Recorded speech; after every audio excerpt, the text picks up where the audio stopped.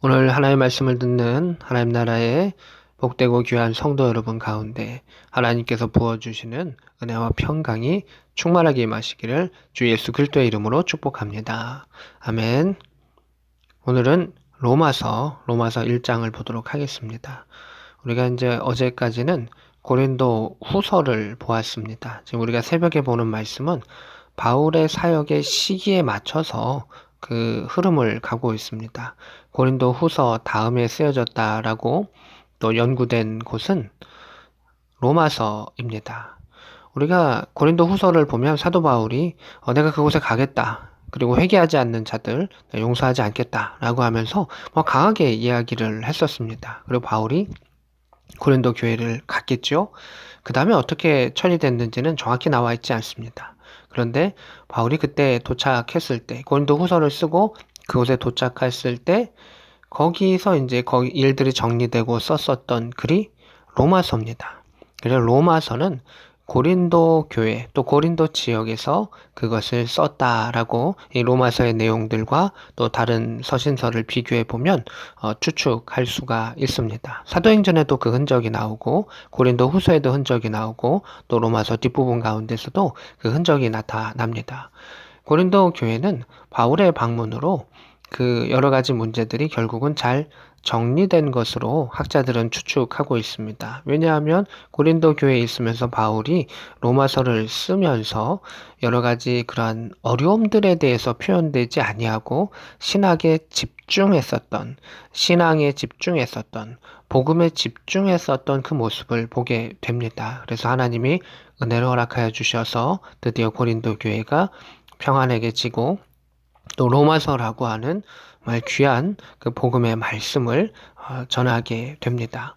바울이 이제 이 고린도에서 구제의 헌금을 모아가지고 예루살렘으로 가려고 하는 계획들이 나타나고 그 계획 속에서 바울은 다시 이제 로마로 가게 되는, 압송되고 또 로마로 가게 되는데 하나님의 그 놀라운 섭리들을 보게 됩니다.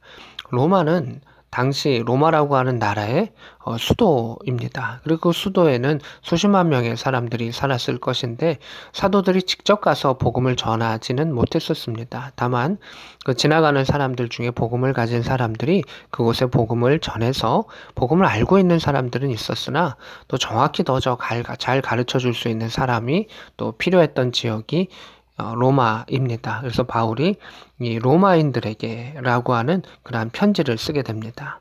한글 제목으로는 로마서라고 말하지만 이것은 이제 조금 더 원어를 살펴보면 로마인들에게 라고 이렇게 볼 수가 있습니다. 그래서 로마에 거하는 사람들에게 수신자로 하고 편지를 또 복음의 말씀을 전했던 것을 보게 됩니다. 이 말씀을 통해서 고린도 교회에서 이 말씀을 쭉 적으면서 로마에 있는 성도들이 하나의 말씀을 정확하게 깨닫기를 원해서 이 교리적인 측면, 특별히 신학과 신앙에 대한 부분을 두루두루 깊이 표현했었던 것이 로마서입니다. 그래서 복음이라고 하는 그 단어가 참 많이 나타납니다. 1장 1절입니다. 예수 그리스도의 종 바울은 사도로 부르심을 받아 하나님의 복음을 위하여 택정함을 입었으니 항상 그 바울 서신을 보면 자기 자신을 소개하는 그러한 내용이 나오는데 여기서도 바울의 그러한 신앙의 정체성이 분명히 나타납니다. 우리에게 필요한 것은 무엇이냐면 나는 누구인가 라고 하는 정체성을 우리가 알고 있어야 합니다. 그리고 그 정체성에 따라서 우리는 하루하루를 살아갈 수가 있습니다. 바울은 나는 예수 그리스도의 종이다 라고 하는 것을 알았습니다. 주님 명령하시면 나는 죽기까지 복종하는 존재입니다 라는 그 이야기를 하게 됩니다. 또한 나는 사도입니다 라는 것입니다. 하나님께서 부르시고 하나님께서 보내셨다. 가라 라고 하시면 나는 가고 그것을 선포하고 가르치는 존재입니다 라는 것을 말합니다. 또한 부르심을 받은 후에 나는 하나님의 복음을 위하여 택정함을 입었다 이렇게 말하고 있습니다.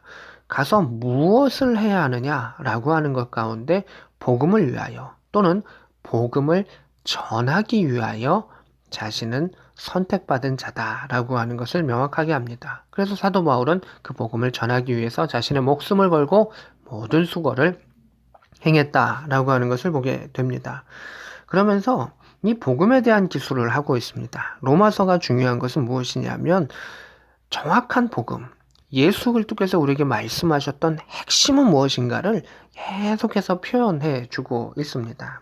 2절에 이 복음은 이렇게 하면서 그것을 집어줍니다. 복음은 하나님이 선지자들을 통하여 그의 아들에 관하여 성경에 미리 약속하신 것이라. 복음은 갑자기 떨어진 것이 아니라 하나님의 약속이다. 그리고 그것은 성경에 기록된 약속이다. 미리 약속하신 것이다. 이미 예정되어 있는 것이다. 라고 하는 것을 말하고 있습니다. 그런데 이 복음이 무엇이냐? 3절과 4절에 나옵니다. 그의 아들에 관하여서는 이 복음을 하나님께서 약속하셔서 그의 아들을 보내신 것, 그것이 복음이다. 라고 하는 것입니다. 그 아들 예수 그리스도는 어떠한 분인가? 육신으로는 다윗의 혈통에서 나셨다. 유대의 다윗의 혈통으로 나신 이다. 라고 하는 겁니다. 그러나 그것으로 끝나는 것이 아니죠. 4절에 영으로는 성결의 영으로는 죽은 자들 가운데서 부활하사 능력으로 하나님의 아들로 선포되셨다. 곧 우리 주 예수 그리스도시니라 이렇게 되어 있습니다. 다윗의 혈통으로 육신으로는 나셨지만 영으로서 그가 영인 존재라고 하는 그 증거는 무엇이냐면 부활하셨다라고 하는 것입니다. 그가 부활하시지 아니하면 영적인 존재가 아니라는 것입니다. 우리가 부활은 그냥 육체의 새롭게 됨이라고 생각하면 아니라는 겁니다. 새 생명을 얻음으로 하면 그것도 한계가 있는 것입니다. 영의 몸을 얻는 것, 영의 영역이 부활의 영역이다 라고 하는 것이고 그것을 통해서 하나님의 살아계심을 이 땅에 선포하셨다는 겁니다. 이 선포는 무엇을 의미합니까?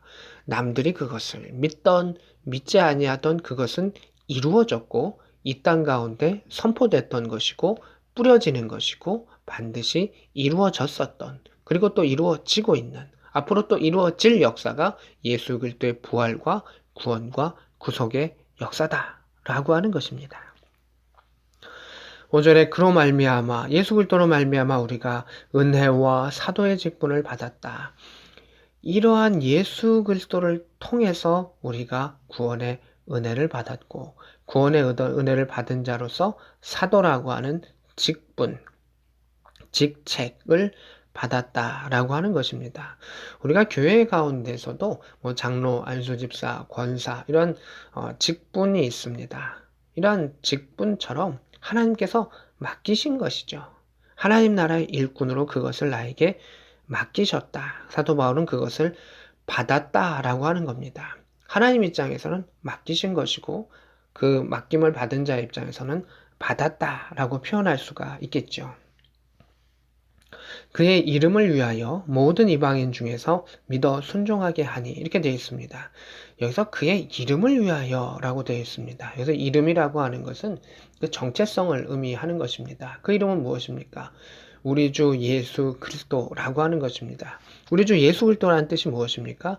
우리를 죄에서 구원하시는 하나님의 아들이라고 하는 그 뜻을 가지고 있는 것이죠. 그래서 우리 주 예수 그리스도를 위하여 우리가 이 땅 가운데 이방인들에게 복음을 전하고 순종케 한다라고 하는 것입니다. 그래서 예수 그리스도의 복음의 역사는 선포입니다. 그것에 대해서 순종하고 따르는 자에게는 하나님 나라의 백성이 되는 권세를, 따르지 않는 자에게는 하나님 나라의 백성이 되지 아니하고 멸망할 수밖에 없다라고 하는 것을 이야기하고 있습니다. 6절에 너희도 그들 중에서 예수 그리스도의 것으로 부르심을 받는 자니라. 사도들만 부르심을 받는 게 아니고 부르심을 받은 사도들의 그 선포 가운데 하나님께로 다가가면 당신들도 부르심을 받는 자다. 그 부르심과 이어져 있는 자다라고 말하고 있습니다. 7절에 로마에서 하나님의 사랑하심을 받고 성도로 부르심을 받은 모든 자에게 이렇게 되어 있습니다. 이게 이제 수신인이죠. 로마서라고 할 수 있지만 원어적인 의미는 로마 인서라고 볼 수도 있고 또 로마인에게 라고 볼 수 있다라고 말씀을 드렸었는데 여기에 이제 로마에서 하나님의 사랑하심을 받고 성도로 부르심을 받은 모든 자, 이 로마에 있는 성도들입니다.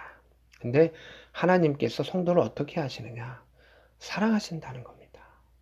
우리 모두 사람을 사랑하시지만 특별히 하나님의 말씀 안에 순종하고 나아가는 자들, 그 하나님의 백성을 하나님이 사랑하신다. 그래서 사랑하심을 받는다라고 표현하고 있습니다. 또한 성도로 부르심을 받은 이렇게 되어 있습니다. 우리가 성도라고 하는 것은 하나님께서 우리에게 부르시는 것 또는 부여하시는 겁니다. 우리에게 그렇게 살라라고 권한과 책임을 주신 것입니다. 그러면 우리는 그 권한을 행사하고 또 그 책임을 해야 합니다.